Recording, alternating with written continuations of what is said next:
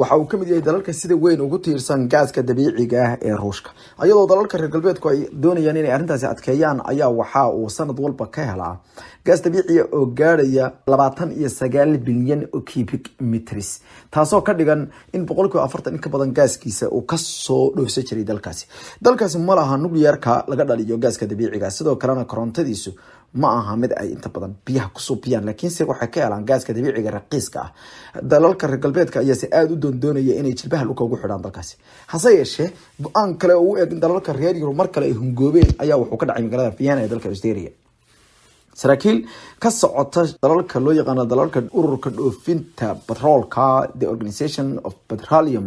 Exporting Countries loo yaqaano ayaa waxay sheegeen in aan dalalkaasi aan la iska indhatiri karin awoodda dhinaca wax soo saar ee Russia kolka ay timaado gaaska dabiiciga saraakiisha halkaasi ay kula ballameen dalalka reer Yurub ayaa sheegay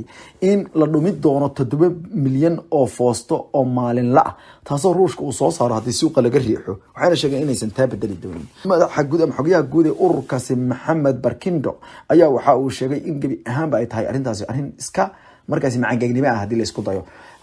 qayb kamid khudbadiisii koob kamid oo ay aragtay wakaalada wararka Reuters ayaa ku tilmaantay inay ahayd war iska cad oo muujinaya in dalalka reer Yurub ay dhabaxa kala wajiga uga dhacday waxayna sheegeen inaysan soo saarka Ruushka ku bedeli karin arrintaasi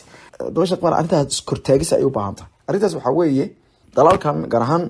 marka la iskaashadaan dalalkan shidaalka soo saara 7 milyan oo foosto wax soo saarkooda ma kordhi karaan waxa laakiinse sababta ma taqaana waa sabab siyaasadeed waxayna diidayaan haddii maalin walba dal laga saaro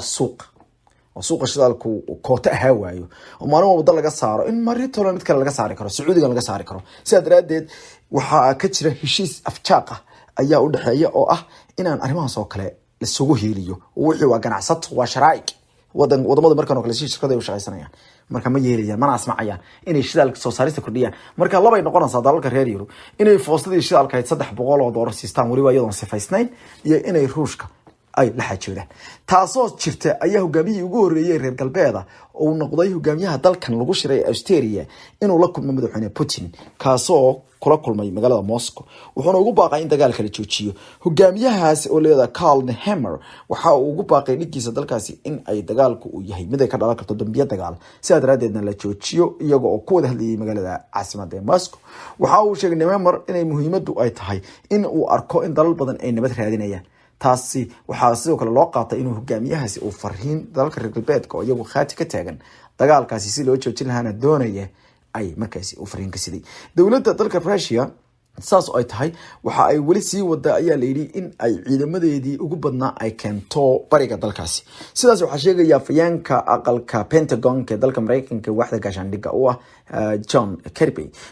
ayaa sheegay in dowladda dalkaasi ay sii wado in ay magaalooyinka qaarkood ay ka geysato duulaan aad weyn iyadoo aad ugu soo dhawaatay ayaa la yiri magaalada caasimadda u ah ee gobolkaasi ugu weyn waxa ay arrintan timid ayadoo dhanka kalena la sheegay in taliyaha cusub ee loo magacaabay howlgalka laguna wareejiyay uu yahay kii ugu darnaa saraakiil u hadlay aqalka cad ee dalka Mareykanka ayaa ku tilmaamay ninkan inuu horeyba u ahaa kanwaanlihii dalka Suuriya si daraadeedna aan khayr laga sugaynin waxa ay sheegeen in General Alexander Fornikov uu noqon doono mid masiibo weyn keena Jen Psaki ayaa waxay ku tilmaantay ninkaasi inuu la imaan doono cadaadis aad u xoogan dagaalka iyo masiibada halkaas ka taagan oo si laba jibaari doono isagoo gumaad hor leh ka keeni doona dalka Ukraine iyo baatooyinka ka jira mid kamid ah xubnaha baarlamaanka ee Carabta ah asalkoodu yahay ee dalka Israa'iil haysta ayaa wuxuu ugu baaqay askarta Carabta ah ee ku jira ciidamada qalabka sida Israa'iil in ay hubka daadiyaan isla markaana ay iskaga tagaan waxa uu ku tilmaamay in askartaasi u adeegaysa militariga Israa'iil ay yihiin kuwa ku nool bahdil iyo sidoo kale sharaf xumo oo ay ku tilmaamay inay ku nool yihiin nolol xayaato xun ama nolol fool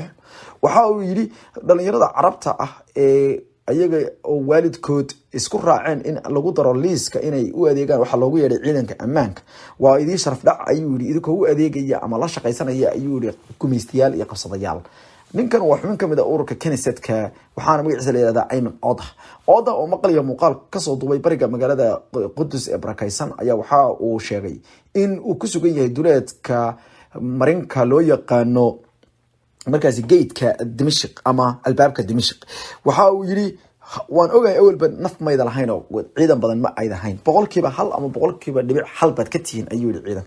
hubkooda wejiga uga dhufta kadibna ka taga bedelkana uga taga dambiyadooda ayaga kaliya qayb ha ka noqonina dambiyada gelayaan bedelkana ku biira dadkiina halganka wada ayuu sheegay laakiin isaga laftiisu ma uusan sheegin inuu ku biiri doono oo ka bixi doono baarlamaanka Israa'iil